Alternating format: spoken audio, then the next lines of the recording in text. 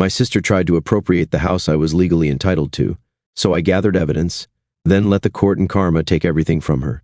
So, I'm Lyle, a 32-year-old man, and I guess you could say I'm at the center of a family drama that I didn't ask for but can't seem to avoid.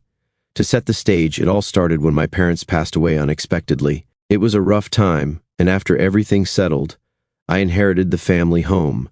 This wasn't out of the blue. My parents made it clear in their will that I would get the house. You see, I had been the one taking care of them during their final years. Meanwhile, my younger sister Isabella, a 29-year-old woman, was off in another city, living her best life.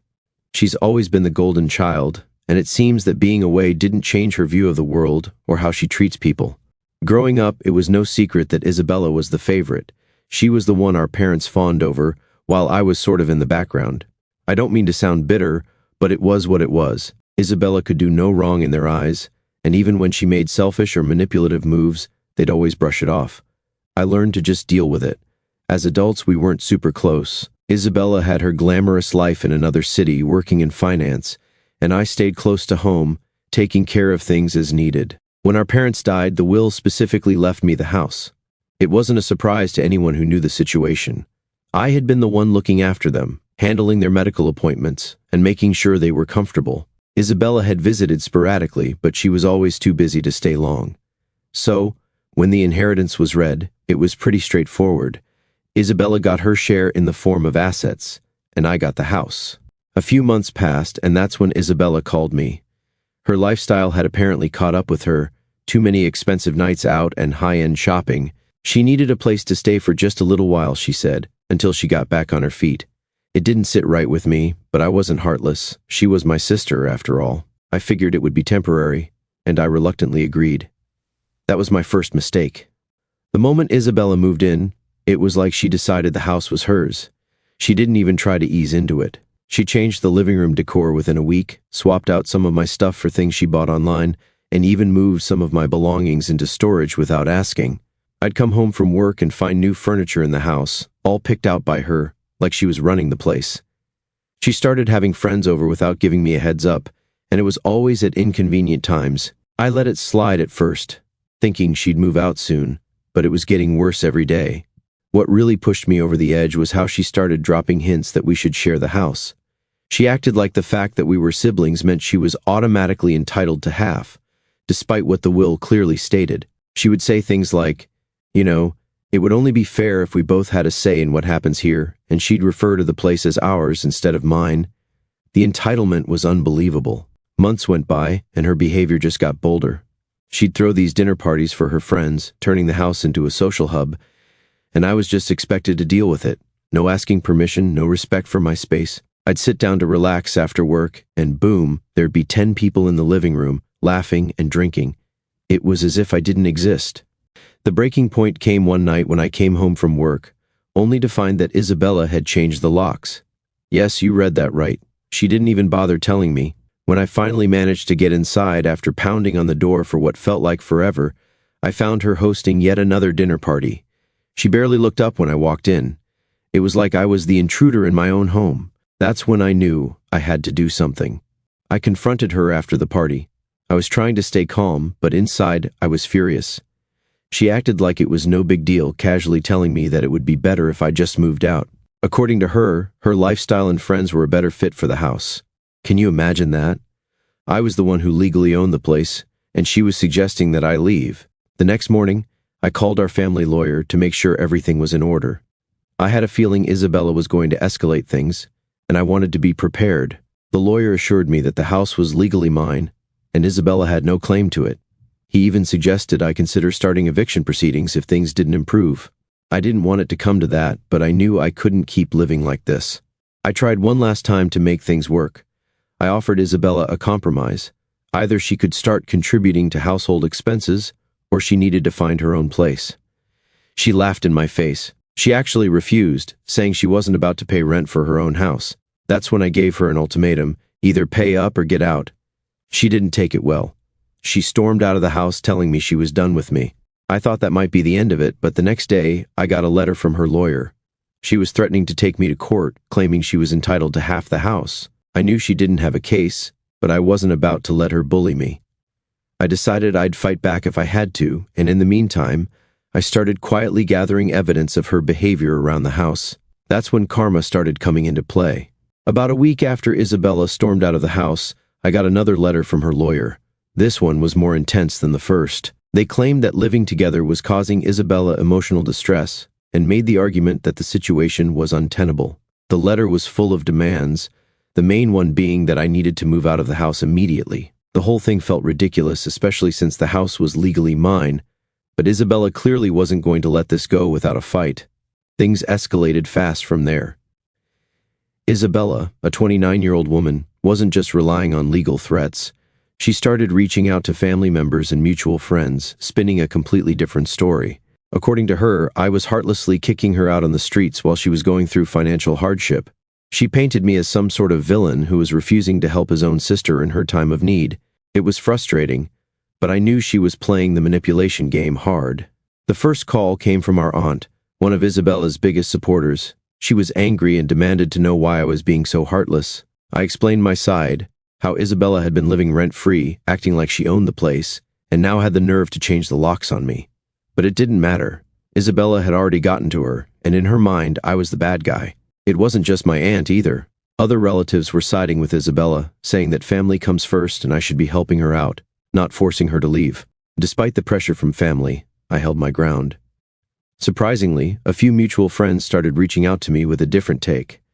They told me that Isabella had been telling different versions of the story to different people. Some heard that I was kicking her out, others heard that I was emotionally abusive, and a few even thought I had somehow tricked her out of her share of the inheritance. The lies were piling up, and some people were starting to see through them. A couple of friends even offered me support, saying they could see what Isabella was really doing. In the background, I was working with my lawyer to prepare for what felt like an inevitable court battle. I had all the necessary documents lined up, proof of ownership, the will and records of the renovations and upgrades to the house that I'd paid for myself. My lawyer reassured me that I was in a strong position, but still, it was hard to wrap my head around how far the situation had spiraled out of control. Eventually, my lawyer suggested we go ahead and file for formal eviction. I hadn't wanted it to come to this, but at this point, I saw no other option. Isabella wasn't going to leave on her own, and the longer she stayed, the more unbearable things got. So, reluctantly, I agreed to start the eviction process. That's when Isabella took things public. She launched a full-blown social media campaign, painting herself as a victim of my cruelty. She posted these long, dramatic updates about how her brother was kicking her out while she was down on her luck, making her seem like the innocent one. The comment section was a mess, filled with people offering sympathy and support. It was infuriating, but I didn't engage. I knew responding would only make things worse, and besides, I had more important things to focus on. At home, things were getting worse by the day. Isabella, clearly feeling the pressure, started blasting loud music at all hours of the night. She left dirty dishes everywhere and intentionally made a mess of the shared spaces. It was like she was trying to provoke me into reacting, but I didn't give her the satisfaction. Instead, I documented everything. I took pictures, kept a log of her behavior, and made sure I had evidence to present in court if it came to that. Her behavior wasn't limited to just noise and messes. She started inviting more and more people over, turning the house into what felt like a social club. There were nights where I'd come home and find the living room packed with people I didn't know, all of them acting like they had every right to be there. Once again, I documented everything, knowing this could only help my case. Out of nowhere, Isabella made an unexpected offer. She told me that if I gave her a lump sum of cash, she would leave for good. She claimed she was tired of the drama and just wanted what she felt she deserved. The audacity was unbelievable. I wasn't about to give in, especially knowing that this was likely just another one of her manipulative ploys. I told her the money was off the table and that I was prepared to see this through legally. Shortly after that, we received a court date for the eviction hearing. I felt a mix of relief and dread, relief that things were finally moving forward, but dread because I knew Isabella wasn't going to go down without a fight. That's when her behavior took a weird turn. She suddenly became sweet, almost disturbingly so. She started cleaning up around the house, doing the dishes, and even made me dinner one night. It was like she had done a complete 180, but I wasn't buying it. I knew she was up to something. Sure enough, a friend of mine who worked in finance confirmed my suspicions. Isabella's financial situation was even worse than I thought. She was on the verge of bankruptcy and needed the house to keep up appearances. She was playing nice because she thought it might buy her more time. I didn't let on that I knew. I kept quiet, played along, and waited for the court date. It felt like karma was starting to catch up with Isabella, but I had a feeling this was only the beginning of her downfall. As the eviction hearing approached, Isabella didn't back down. In fact, she doubled down on her social media persona. Every other day she posted long, dramatic updates about her homeless future, painting herself as the victim and me as the cold, heartless brother throwing her out into the streets. It was the same story she'd been feeding to our family and mutual friends, but now it was reaching a much wider audience. People in the comments were eating it up, offering her places to stay and even suggesting they'd help her financially. The sympathy was rolling in. Meanwhile, I kept quiet. My lawyer had advised me to stay out of any public drama, and I wasn't about to make things worse by getting into arguments on social media. But it wasn't easy. I could feel the weight of judgment from people who only knew Isabella's side. Some of our acquaintances were starting to look at me differently, clearly believing her version of events. Still, I kept my head down and focused on preparing for the upcoming court hearing. Out of nowhere, I got a message from Troy, an old childhood friend. Troy used to date Isabella years ago, and while we hadn't spoken in a long time, his message took me by surprise. He told me he'd been following the situation from a distance and wanted to give me a heads up. Apparently, Isabella had pulled similar manipulative stunts when they were together. Troy warned me that she was likely to play dirty in court and offered to testify on my behalf if things got messy. I didn't expect that, but it was a relief to know someone else saw through her act. In the meantime, I kept gathering evidence, every loud party, every piece of damaged furniture, every time she refused to contribute to the bills or upkeep. I documented it all. My lawyer assured me that this would help solidify my case in court. I didn't want to leave any room for doubt, especially with the way Isabella was playing the victim card so publicly. Through some digging, I uncovered more about Isabella's financial situation. It was worse than I thought. She'd maxed out multiple credit cards, was months behind on rent at her old apartment, and had only moved in with me because she was about to be evicted. She never mentioned any of this to me, of course. She just showed up, asking for temporary help, pretending she had it all together. Learning this only made me more determined to see things through legally. As the court date got closer, my lawyer walked me through everything we had, all the documents, the will, proof of ownership, and records of the money I'd spent on the house. My nerves started to settle a bit, knowing how solid my case was. But just when I thought things were moving smoothly, Isabella tried one more trick. A few days before the hearing, she approached me, suddenly acting like she wanted to make amends. She claimed she'd been stressed and was ready to settle things privately. She dangled the idea of moving out voluntarily if I'd just give her a few $1,000s to help her land on her feet. It was almost laughable at that point. I calmly told her no, that we'd let the court handle it. She didn't take it well. She stormed off, fuming, and warned me that things were going to get a lot worse. True to her word, she ramped up her smear campaign. More family members were calling me, asking why I was being so cruel. Isabella even went as far as telling people that I'd kicked her out when we were kids, which was a complete fabrication. No one had ever heard that story before, but apparently she was willing to rewrite our history to make herself look more sympathetic. One afternoon, I ran into Mara, one of Isabella's close friends, at a cafe.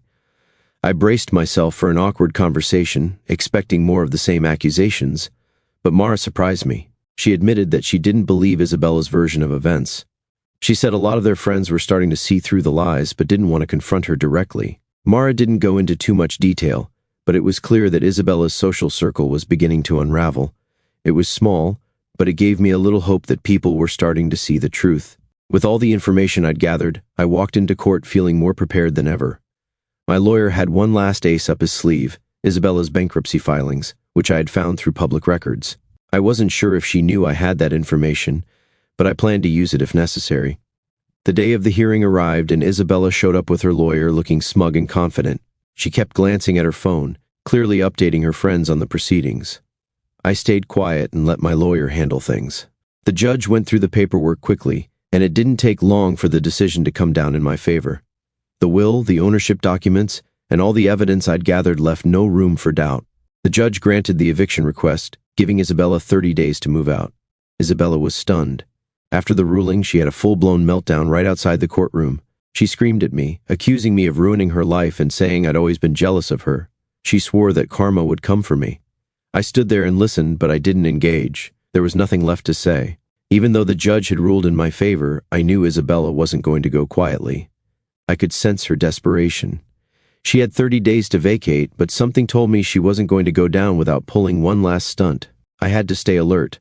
There was still time for her to try something drastic, and I wasn't about to let my guard down. With just 2 weeks left before Isabella was legally required to move out, something strange happened. She suddenly dropped all the aggressive behavior. Instead of fighting with me like she usually did, she became almost eerily polite. She started cleaning the house, making dinners, and acting like nothing was wrong. She even went out of her way to be overly friendly, which was a huge red flag. I'd been dealing with Isabella long enough to know that this sudden shift wasn't genuine. She was up to something. My suspicions were confirmed a few days later. I was straightening up the living room when I noticed something odd near one of the bookshelves. At first, I thought it was just another of her random knickknacks, but then I realized it was a hidden camera. It was angled to capture pretty much everything that happened in the living room, especially interactions between us. That's when it clicked. She was trying to bait me into doing or saying something she could use against me in court, probably to delay her eviction or get some kind of leverage. I took the camera down immediately and contacted my lawyer. We documented the discovery, took photos, and made sure the camera was completely disabled. It was another layer to the mess, but at least we had proof of her underhanded tactics. I wasn't about to let her get away with it. Around the same time, I started hearing from people in Isabella's social circle. Her friend Mara, who had already hinted that people were catching on to Isabella's lies, told me that several of their mutual friends had stopped hanging out with her altogether. Apparently, the cracks in her perfect image were starting to show. Her whole social media campaign against me had backfired.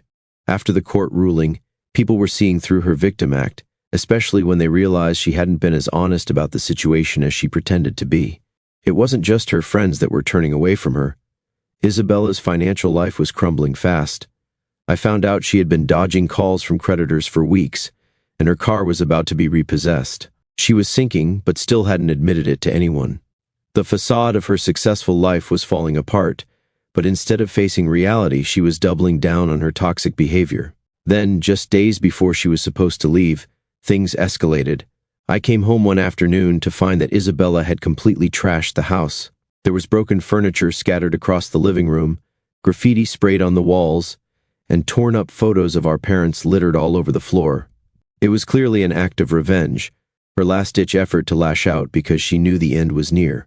I immediately started documenting the damage. I took pictures of everything, videos too, and sent them over to my lawyer. We agreed that if she didn't pay for the damages, we would press charges. At this point, I had no sympathy left. She'd pushed every boundary and made it clear she wasn't going to leave without causing as much destruction as possible. I confronted her the next day. I gave her a final warning, telling her she needed to leave peacefully and pay for what she had destroyed. She just laughed in my face. Her exact words were something along the lines of, "There's nothing you can do to me that's worse than what life has already done." She was right about one thing. Her life was falling apart, and I couldn't do much to make it worse, but I wasn't about to let her drag me down with her. On the day of the eviction, I had a crew ready to change the locks as soon as she was out. Isabella packed up what little she had left and stormed out without saying a word. She didn't try to cause a scene, which surprised me, but I wasn't going to question it. The moment she was gone, I felt an overwhelming sense of relief. The house was finally mine again. I changed the locks, cleaned up the mess she had left behind, and tried to start moving on. But of course, it wasn't over yet. Just when I thought I was free of her, I got a letter from a debt collection agency.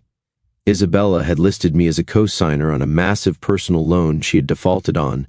It was infuriating. I never co-signed anything for her, and I had no idea how she'd managed to pull that off. I immediately contacted my lawyer again, and we got to work proving that I had no connection to the loan. It was just another desperate attempt by Isabella to drag me down with her financial collapse. As word spread about her situation, more of her friends came forward with their own stories. Apparently, she had been manipulating and using people for money for years. Her social circle was crumbling, and it left her more isolated than ever. Her once glamorous lifestyle was completely falling apart. The final blow came not long after. I got word that Isabella's car had been repossessed, and she had filed for bankruptcy. She'd moved into a small, rundown apartment, far away from the life of luxury she'd once flaunted. It was a sad ending for someone who had always prided herself on being better than everyone else. Karma had finally caught up with her. For the first time in months, I felt like I could breathe again. The house was quiet, and I no longer had to worry about Isabella showing up with some new scheme or trying to ruin my life. But I couldn't shake the feeling that this wasn't quite the end of the story. Isabella had a way of coming back when you least expected it, and I had a feeling she wasn't done yet. After the eviction and court battles, I decided it was time to fully cut ties with Isabella. I had no desire to keep her in my life any longer, and after everything that had happened, it was clear that there was no saving our relationship. I went no contact with her immediately. I blocked her on all social media platforms and refused to respond to any texts or calls she tried to send my way.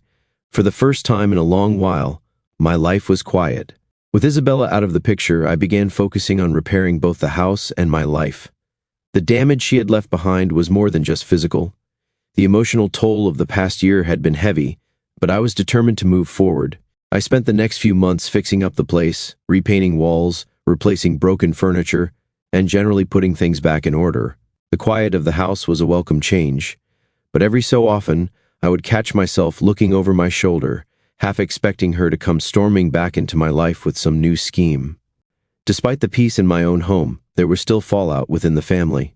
Some family members, particularly those who had always favored Isabella, refused to believe the extent of her manipulation. They couldn't wrap their heads around the idea that she wasn't the victim she portrayed herself to be.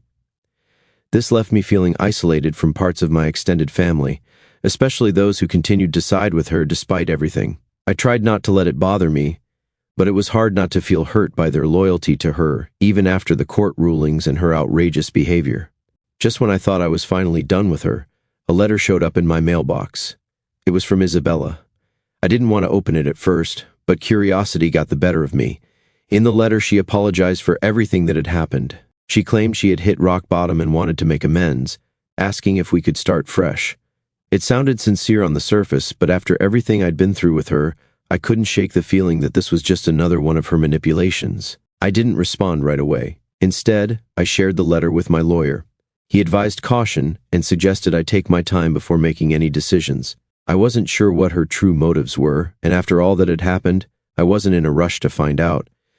The wounds were still too fresh, and I wasn't about to let her back into my life without a good reason. While I was dealing with that, something unexpected happened. I had reconnected with an old friend, Rowan, during all the drama with Isabella. Rowan had been a steady source of support throughout the whole ordeal, and over time our friendship turned into something more. We started dating, and for the first time in a long time, I felt like I had something positive to look forward to. Rowan helped me find my footing again, and our relationship gave me a sense of stability that I hadn't realized I needed. Through this process, I realized how much I had grown from the experience with Isabella. I wasn't the same passive brother who let her walk all over me. I had found my voice, set boundaries, and was prepared to protect what was rightfully mine. It wasn't easy, but I came out of the situation stronger, and that was something I never expected. Meanwhile, Isabella's life was continuing to spiral downward. I heard through the grapevine that she had lost her job. Her erratic behavior at work had finally caught up with her, and without a steady income, she was struggling to keep a roof over her head. While part of me felt a twinge of pity for her, there was also a sense of satisfaction. Karma had finally caught up with her. She had spent so long manipulating and using people, and now she was paying the price. As for me, I continued to repair my relationships with the family members who had supported me through the whole ordeal. I no longer felt the need to defend myself or explain my actions. Those who had stood by me knew the truth, and that was all that mattered. I had survived the storm and come out stronger on the other side.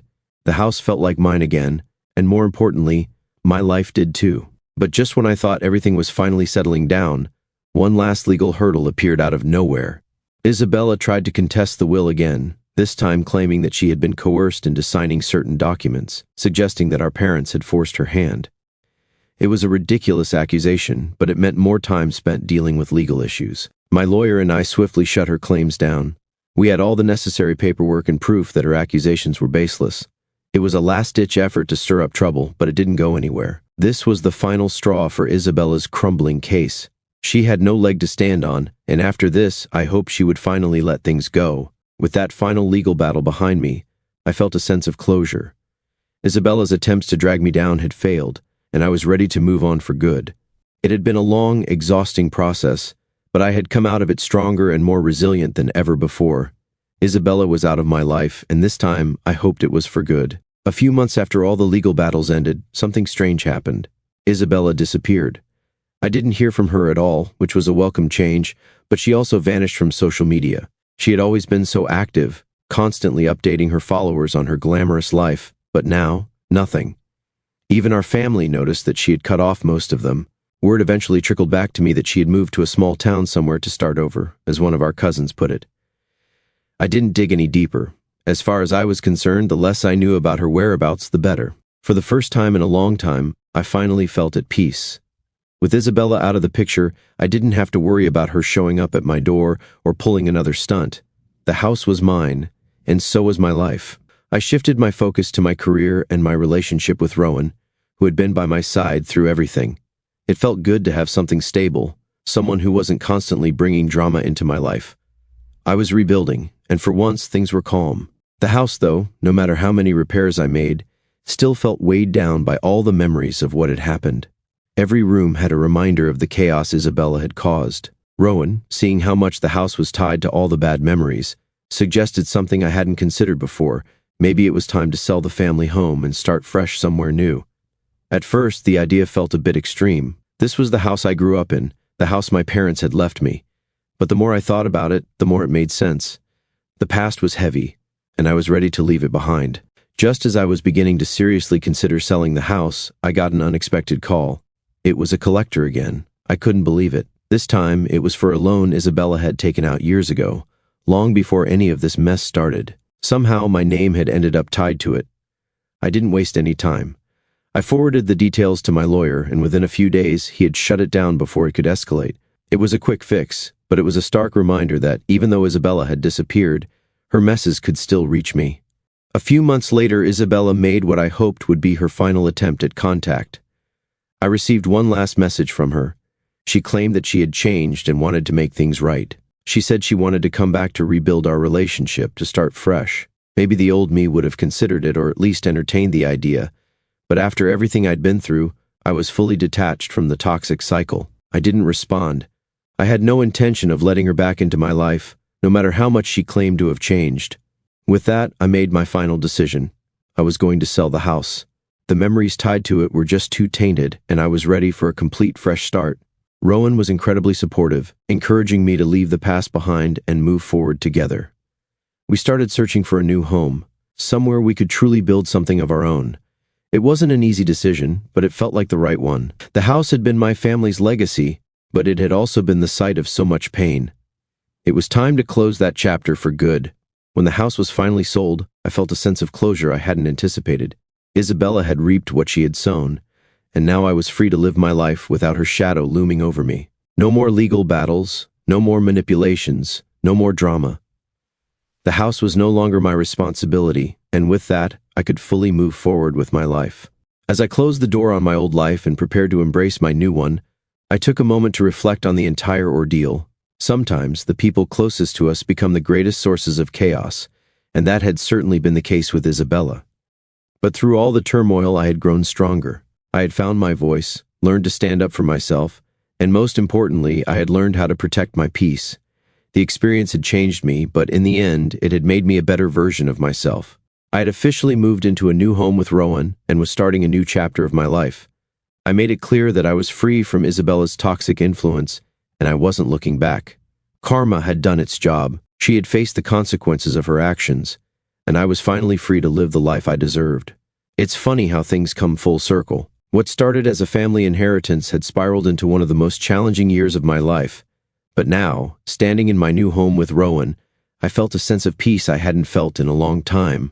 The drama, the chaos, it was all behind me, and for the first time I was truly ready to move forward, free from the past.